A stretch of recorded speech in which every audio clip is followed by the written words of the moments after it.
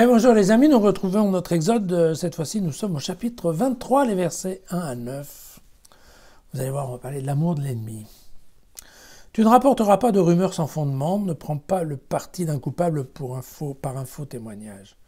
Tu ne suivras pas une majorité qui veut le mal et tu n'interviendras pas dans un procès en t'inclinant devant une majorité partiale.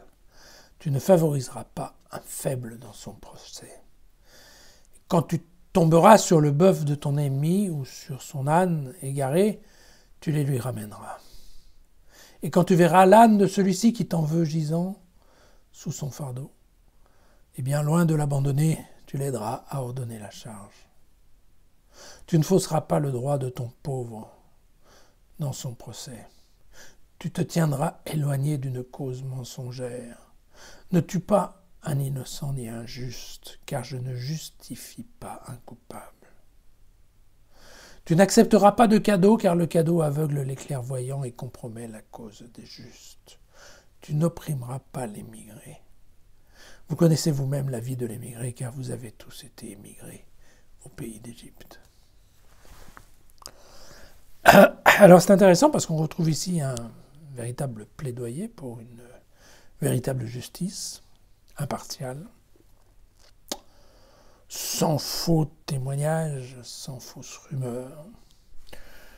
On voit quand on parle de la rigueur de la justice, même question ici de ne pas favoriser le pauvre ou le faible.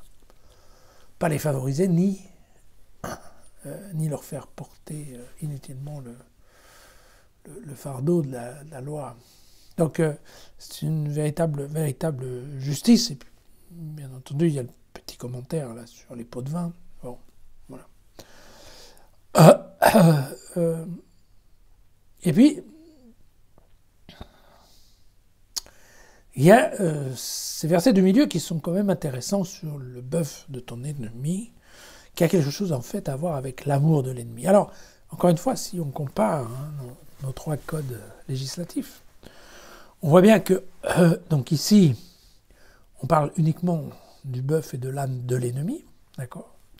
Quand on voit le passage équivalent dans le Deutéronome, c'est au chapitre 22, les versets 1 à 4, on ne parle plus de l'ennemi, mais on parle du frère, sans bien entendu donner la définition de ce qu'est le frère, puisqu'il pourrait même s'agir d'un frère qu'on pourrait ne pas connaître, ou qui pourrait ne pas habiter près de chez soi, vous voyez.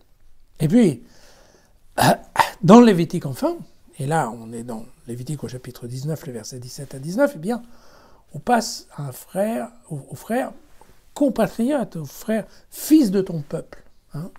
Et donc, on est en train de parler d'une solidarité nationale.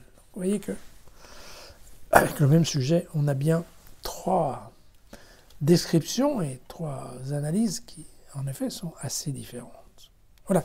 Et donc, c'est évident que si on pense à l'ajout tendu de Luc que nous avons lu il y a peu, vous savez, Luc au chapitre 6, c'était les versets 27 à 37.